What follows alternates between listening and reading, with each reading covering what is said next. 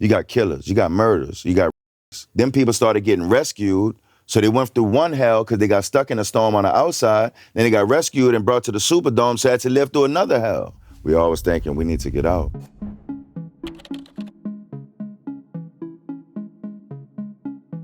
This episode is sponsored by BetterHelp Online Therapy. Visit betterhelp.com/Padilla because sometimes existing is exhausting. And if you want to watch this episode completely uncensored, completely ad-free, click the join button down below to become a member. Members are going to be getting some very cool things very soon. Anyway, hello, Shelton. How you doing, Anthony? What was the disaster that you faced? So I faced Hurricane Katrina, 2005. The year before, in 2004, we had a storm called Ivan that came through, but it missed us at the last minute. People was fatigued. They didn't want to, they was like, man, I spent all this money on the road and then a storm turned off at the last minute. The storms that people talk about in New Orleans since I was a kid was Hurricane Betsy and Hurricane Camille. That's two storms that put them under, because you know New Orleans is below sea level. Yeah. So it's always It's just been a bowl. It's a bowl. When I was a kid, like in middle school, my teacher told me, she said, one day this thing is gonna fill up like a gumbo.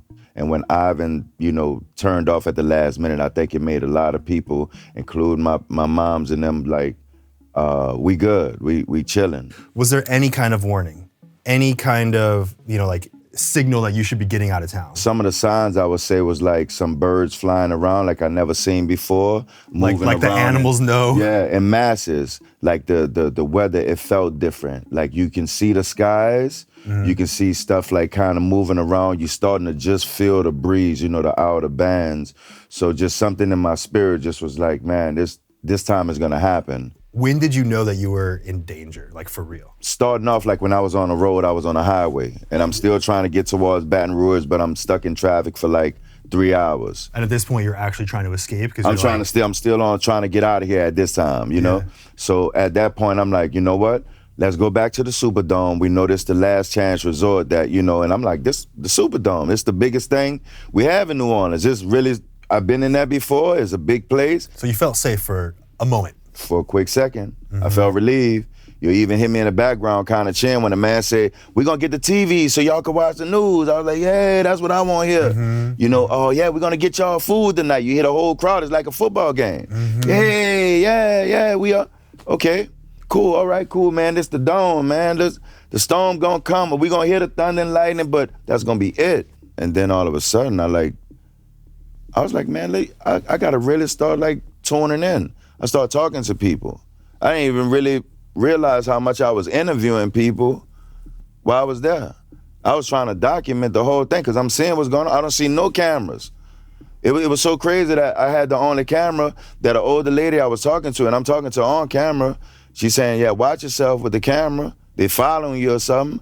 Started trying to make me feel paranoid, like, they don't want this story to get out. Yeah. The guys telling us they're gonna get us, food, they're gonna get us TVs to watch and stuff like this, and they never came through with any of those promises. Because by the time we dozed off, we didn't get anything to eat. By the time we woke up, it cranked up. Like you can hear the thundering, boom, boom, and it just got louder and louder. And then it started opening up holes, so the rain started coming in earlier. Once that started coming through, you was like, Well, I mean, we inside of it, and it's getting inside early. It's almost more dangerous to be inside.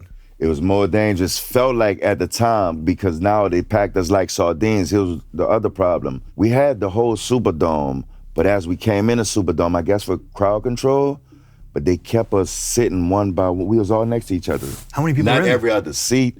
I think initially maybe about 5,000. When I really felt like I was in danger was like, I think after the second day, and we had lines, it took like 12 hours just to get food and water. And so if you didn't stand in the line and you missed your time to get the food and the water, the MRE, you won't get it until later when they do another 12-hour like cycle. So it was kind of like, wow, man, the food is scarce, the water is scarce. And then to myself, I was kind of like, man, maybe they are trying to like kill us all as a whole. Like they're gonna starve us out. But you thought that the government or the National Guard were trying I did. to put you in uncomfortable situations? I just don't imagine how we all didn't have more than enough water. Like I was like, we should have had a bunch of water, all of us. However many waters you want, however many MREs you want. This is America. We supposed to be able to have like access to all things. I mean, the helicopters you'll hear in the background just coming all day, all night. Until I got out the Superdome, all I heard was like helicopters in my ears ringing all the time. If like an air conditioning unit come on, like it sounded like a helicopter. I mean, that's all you heard. So they was moving in and out. They was still rescuing people, bringing them back and forth, right? But why they couldn't drop off the food and the water. So I just kind of felt like at that point in time, with them not getting us the resources we needed, I felt like it was almost like an effort to like, you know, they knew New Orleans was a majority, predominantly black city, you know. Some people try to take offense to that, but they can't. They know what that is, especially downtown. Yeah. The numbers might not be that right now, but that's what it was. What were some of the conditions like? After that first morning and the storm came in, like the Superdome was damp. So like this carpet right here, it was damp underneath. So everybody had to sleep on something damp, or you had to sleep outside so you could catch fresh air and everything. So it was really muggy. It was super hot and humid. Conditions that really bothered me and stuck with me for a long time is when I seen like elders. Elders moved around and they were set in a chair, or they was in their wheelchairs and they had a section of them and they all was there. They never moved. They never went to the restroom. You couldn't go to the restroom because it was just flooded with shit everywhere. Like it was like just already after day one, everything was all backed up and it got worse. So, I mean, just imagine the bathroom is smoke filled with just straight black smoke in there and people smoking or whatever inside it. They're using a bathroom where you're supposed to be washing your hands at, like because the other toilets and stuff is just all filled. They had a lady, I ran into her after talking to her. She said she peed on herself. You know, it happened. She couldn't get to the bathroom, she said. And so I had this was my favorite pair of jeans, and I just gave it to the lady. I know a guy committed suicide real early, like the very next day. Yeah. He jumped over one of the railings. You know, so stress, mental health, like he had mental health issues, obviously, but we didn't really have like people to help with mental health at the time. Yeah. Had a few police officers or whatever the case may be. Yeah. I'm not gonna knock all of them, but it was kind of like I didn't appreciate how they moved us around like cattle, like in the beginning, and stacking us on top of each other, just like placing us, and the place is so big. So I would say the water started wetting us down. It was real damp in there. We was in one section and the water rained on us. Then we had to move to another section. It rained again. Then from that point, people started branching off. So you ain't had no more protocol on where you could sit, where you gonna, like you just had to find a place. You know what I mean? So I would say, yeah, that was some of the views and some of the haunting views. I'm always remember people speaking about a lot, you know, even to myself. I heard it so much.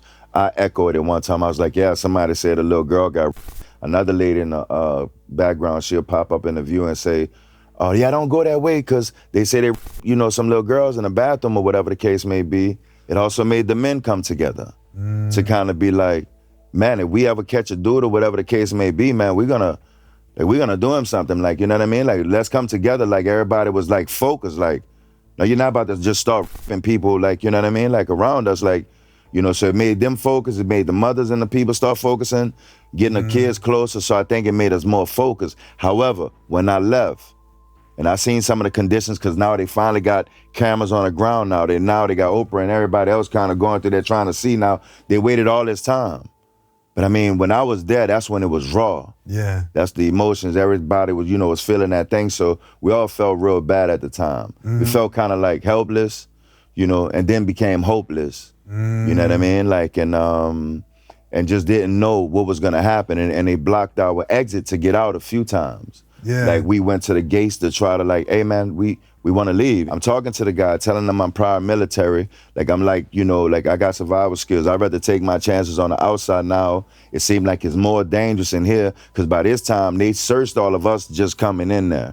But then they stopped searching people, and they just was bringing people in. So now all the major drugs, weapons, guns. Yeah, I heard like gunshots. Yeah, one time. This was the story that was told to me, that the youngsters was getting really riled up and they was getting mad, and some kind of way they hit like a National Guard member in the head with a pipe or something like that. So all I'll tell you is what we remember is that, I don't know if they shot rubber bullets or whatever, but I know they shot 3 times. The crowd scrambled, we ducked. I ran to get it inside, because where I was kind of standing on the inside, they had the elders there. So I tried to hurry up and run to get to the door to get them to come out, because I seen a stampede was coming. In New Orleans, we familiar with gunshots. Most people duck first, and the next thing they looking for is to run. Then after that moment, that's when I'm gonna say they had some prayer people like came together, and this guy named Radio, I'll never forget him. I told him I had my video camera, and he wanted to start a movement in a march. So we did a march, and that became a powerful march during Hurricane Katrina. Like, well, we just started singing, you know, this little light of mine, I'ma let it shine. And it would say, in the Superdome, I'm gonna let it shine. In the Superdome, I'm gonna let it shine. Did that bring kind of a sense of community? Man, it's the most peaceful moment that we had in the midst of the storm. New Orleans is a spiritual place. Whatever religion you are, what they have, is a spiritual place. So we moved in that sense, and that's what we all felt. And it was some relief at that moment. 6 lives were lost in the Superdome. Was there any moment where you're like, this could be it? Yeah, like I said, it would have been days away. That's why I was desperate to get out of there, because I really felt like, once the first man jumped over the top, and then we started hearing other people passing away, and they were starting to bring in body bags. When I started thinking about the food and the water situation, I was like, even to myself, I would only be able to withstand so much. Yeah. But since I was in the Marines, I knew how to ration the food that you have. So I can recall when we first came into the Superdome and they fed us the MREs for the first time, people didn't know what to do with them. I had to show like a group of people how to warm them up, because you need to have a little bit of water that you pour into the bag. They wasn't given instructions as to properly use them. I always thought in my head, like, we do have monitors, big screen like you're watching a football game, right? Yeah. Like, get somebody up here, because if not, if you eat it cold, it's gonna taste like shit, because it's nasty as hell. They threw it away. It tastes like shit, it's nasty, I don't want this. Days later, they need that food. They're looking for it. No food coming in, no drinks coming in. Just more and more people coming in. Then people started getting rescued. So they went through one hell because they got stuck in a storm on the outside. Then they got rescued and brought to the Superdome, so had to live through another hell. So at this time, you got everything in the Superdome now. You got killers, you got murders, you got rapists. You got chill people, you got church people, you got everything in there. You got a bunch of people with mental health in there for sure. We always thinking we need to get out. We just need to get out. We didn't know how I was gonna get to do it. Can you break down your actual escape? What that was like? We was going from gate to gate, asking all the National Guards, man, we want to leave. We want to take our chances on the outside, right? Yeah. So they was like, you don't want to go out there. So the next thing you know, we see like some of the police officers and the National Guards, they standing off. The horses not blocking the entrance anymore at this point in time, because they usually are stand there so you couldn't get out. So this was the first time we finally actually seen the water. So at this point in time, you're like, because all you heard was alligators in the water. Yeah. They got alligators all around where I live. You got sharks. They saying sharks in the water. You got the aquarium, all this. The zoo not too far from there. They can move like real fast, right? So we think, oh man, like you want to take your chance in the water. So we tell the people, okay, cool. We'll chill here. We'll wait for y'all to go see if y'all call, good to go, whatever the case may be. And then I'm going to go check behind the Superdome. We were supposed to meet up at the same spot. They took off, never seen them again. Took off with my video camera and everything. Got all of my stuff. We go and look for the truck. So me and a guy named George, we walk underneath the Superdome ramp, where you could have got sucked into a current, went underneath and drawn that way. The water was deep. Because the current was flowing underneath into the parking garage? Yes, so we had to watch where we were stepping, whatever the case may be. Because you could literally get swept under? Yes, you could. You could. So we was walking, kind of moving through that, and you can't move fast through the water, right? Yeah. So at this time, you in your mind, you thinking snakes, everything can move around in the water. You hearing all these breaches happen at the zoo, aquarium and all of this. And you're like, oh yeah, we came across something. What was the craziest shit you saw in the water?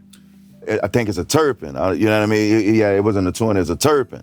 So the turpins got like the little thing that come up, you know what I mean? So like when I seen a school of them, I'm thinking, man, what if the aquarium bust open and they got them big ass sharks they be showing people, for entertainment, like some kind of Jaws movie. Like, yeah, it'd make a good movie though. Man, right? So we were scared as shit. We didn't know it was gonna happen. And a guy that couldn't swim that was with me, what was crazy and on everything, he started chasing behind some of the fish. It was funny, man. Why is he chasing fish? I think he just had lost his mind at that time, maybe. Seriously. And I'm going to say I remember the time right before we left, he just had told me, he said, man, he said, I can't take it no more. I can't take it no more. I don't know what I'm about to do. I said, man, listen, we about to get out of here. Just hold off. Just chill for a minute. By that time, I was able to go back to the vehicle.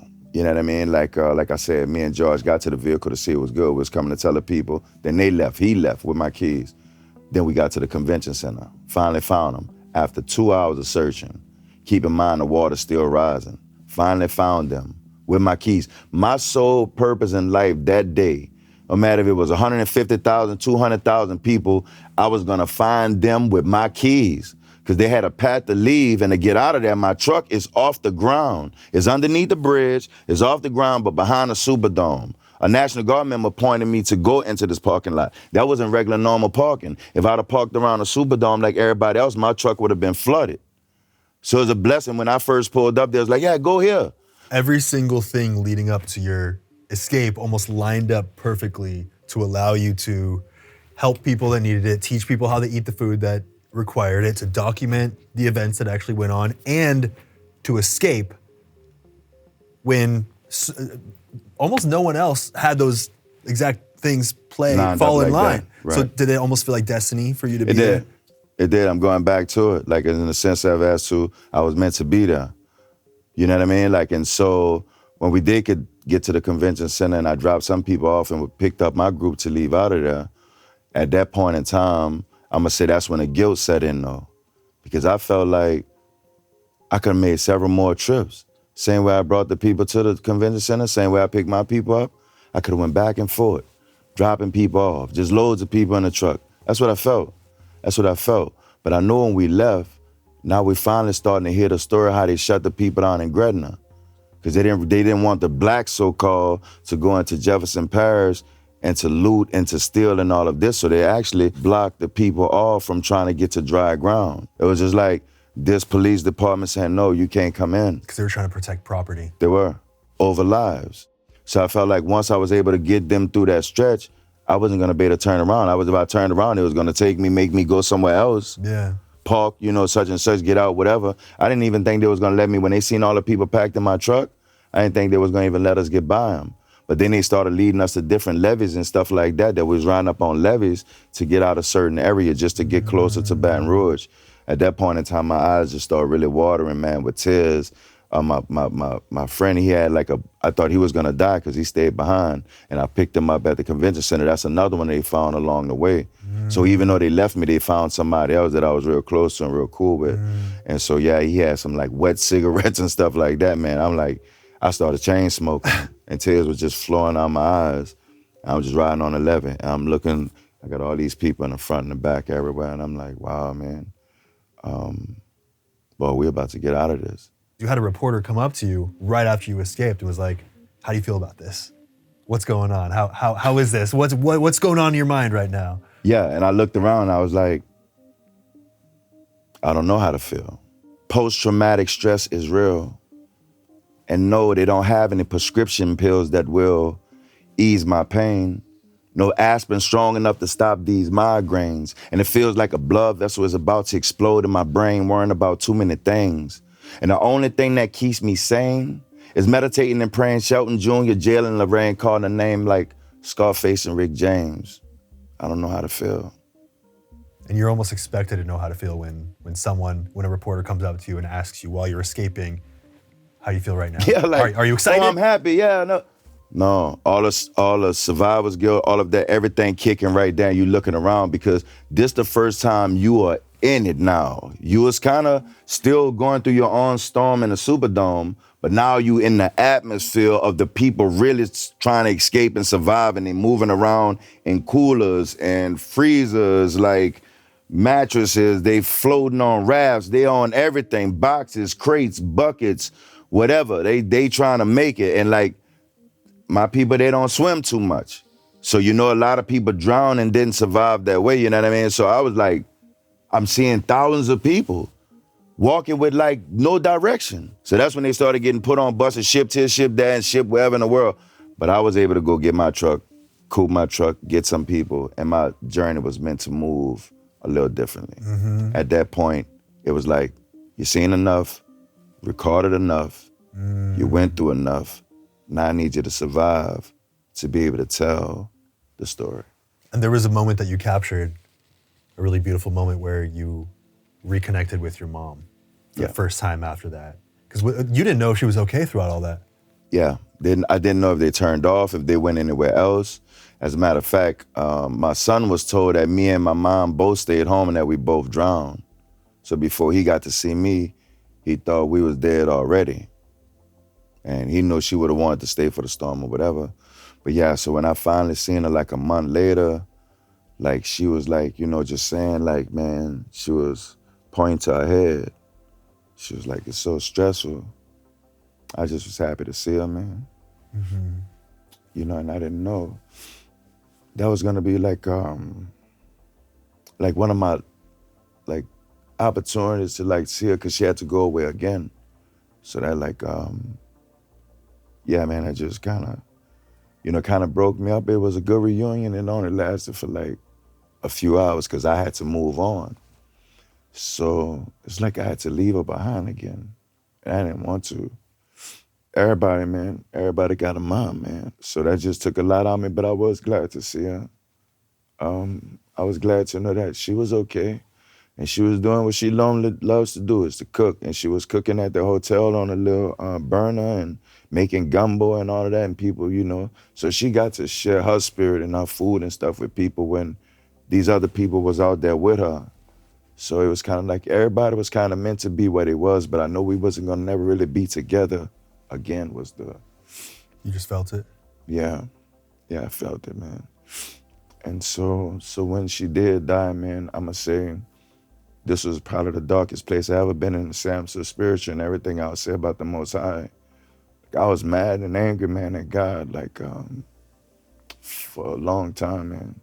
Took a lot of time for me to be like, man, like why you took this woman away, man? They got so many people that do so much stuff, man. Like, why did you take her? And, you know, to be a believer, like, you can't really ask why, but, like, I was mad, man. I never really spoke about that on camera. I said that to people. I was mad.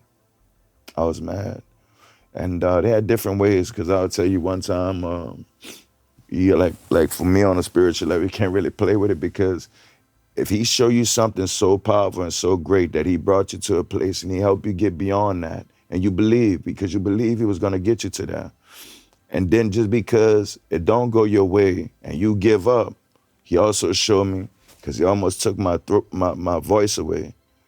I was like, you took my mom, so I was like, now you're gonna take my voice away? And then for the next month and a half, I couldn't really even like come up a pitch on my voice. I thought he was just gonna punish me. I finally had to say, I just need you to forgive me. Then I do understand, you know, why I'm mad. But at that point, I was like, you know what? He was saying to me, I could have killed you in that fire. I could have took you in that storm. I ain't had to bring you this far. You gotta stop. You gotta humble yourself, and you gotta be grateful just to be here, because so many people are not. And then you gotta speak on their behalf and be the voice for those people, so they're never forgotten. And you become the example for people, and so maybe they can learn some things as to what to do and maybe what not to do. So then you just become that thing for people. That's it. But you got to get away for your own sanity too. So yeah. How has your life changed after escaping? Yeah, well, it kind of it taught me a lot, man, in a sense as to survival. Like, you know, like eventually I had to move on, because I'm gonna say my mental health like was just, I felt like it was starting to decline a little bit. Everything became ugly. It just was the fact that what I felt like the government and local government and the people that kind of let us down, they wasn't there, and it's kind of like, where can we go from here? Because it's always gonna be there.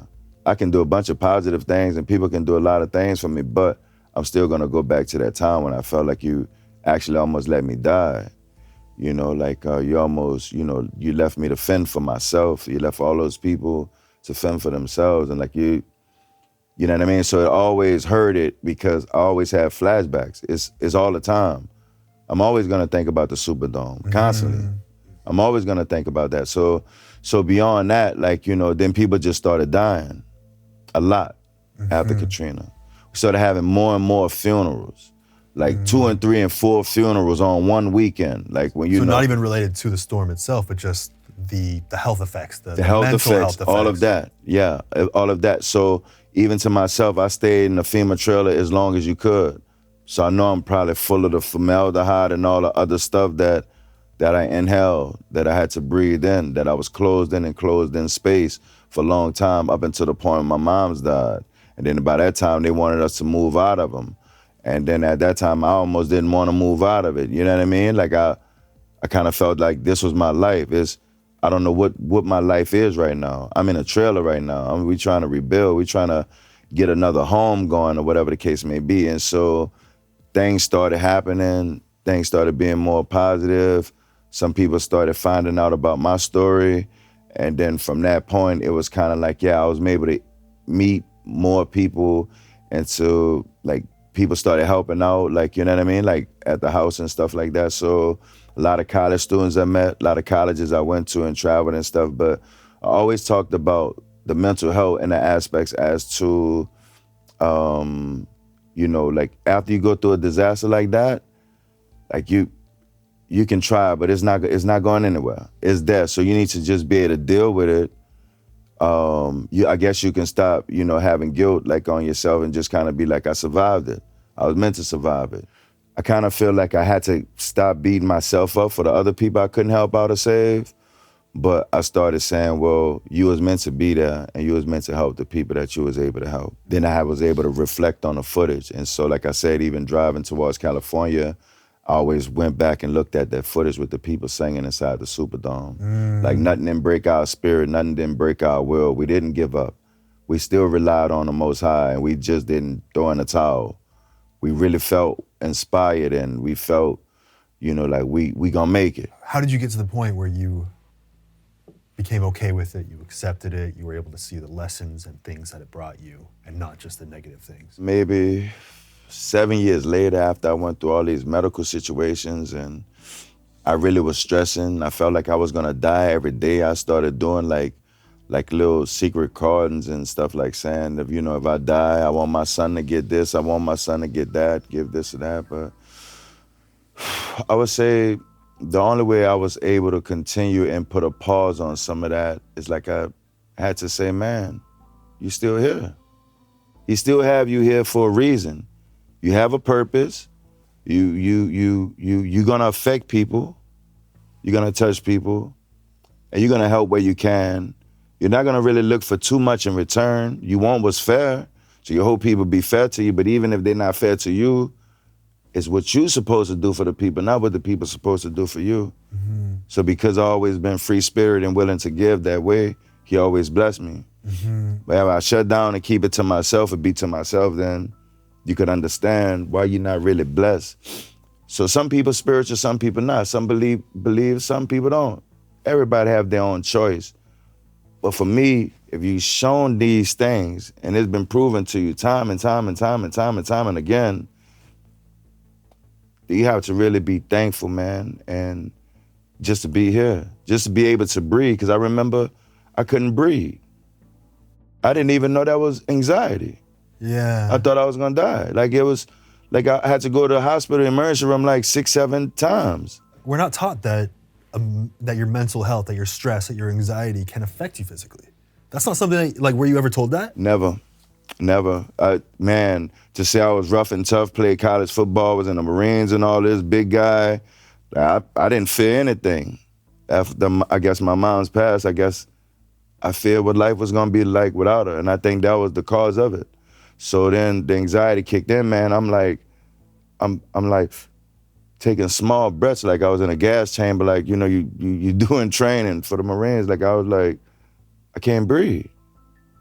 Like every time I got rushed to the emergency room, they checking all the stuff. They're like, "You okay? You just breathe, just relax." Do you think the kind of struggles that you were facing afterwards with your mental and physical health were the same things that your family members were experiencing as well? Yeah. And a big part of that was the stresses brought on by Katrina? Yes. My mom's died of a massive heart attack. She wasn't a sickly person. My auntie, she died of an aneurysm. My grandmother being elderly, in a heart attack, you can imagine that. But I'm saying, my mom's died at 59. My auntie was younger than that. So it was mental health. It was stress. My mama was stressing about everything. Spiritual woman taught me everything. She stressed, and it did her in, man. And she wouldn't want me to be that way, so I had to start thinking about my son. Like, if you talking about your mom being gone, what's gonna happen if you go? Then what he gonna have? So I had to start like, now you are her to him. You can't go nowhere. You gotta survive. You gotta calm down. All right, maybe you take a little medicine, get you some anxiety pills or whatever, until they get back under control. Know where you are, know when it's kicking in, and know when you overstress, it's gonna kick in. But you gotta know what it is. If you don't know what it is, you're gonna feel like you're dying, period. And so you just gotta, constantly check your health too. And I think a lot of people die because, guys and his, ego and macho things sometimes, like they don't want to be told they crazy, they got some mental health problems, like, no, man, you don't have to be crazy to have mental health problems. You're stressing. You're overloaded. Whatever it is, work, whatever your relationships, whatever it is in life can overload you, man. And you're not gonna be able to breathe. And you're gonna wonder why. You're gonna be like, I'm about to have a heart attack. So much so you're gonna keep doing that until you're eventually gonna have that heart attack. I listened to whatever was inside of me. What people call it gut feeling, some people say spiritual, whatever that is. It say, move on. You're good. You did everything. I felt like my mom, everybody else, like, you did all you could do, man. Do you wanna live now or do you wanna stay here and just become another number yourself? Because now your mental health requires you to drop all of this stuff off your back, man. Get the world off your shoulders. You don't need that. You about to move on. Move on. Go live your life. You have to stop all of that, man, for my own mental health. To survive, to want to be here. I can't keep giving people if I don't have nothing in me to give. People say it's selfish to care about yourself, to care about your own mental health before others. But in order to help others, you need to care about yourself. Period. That's perfect. That's it. And that's what I was doing.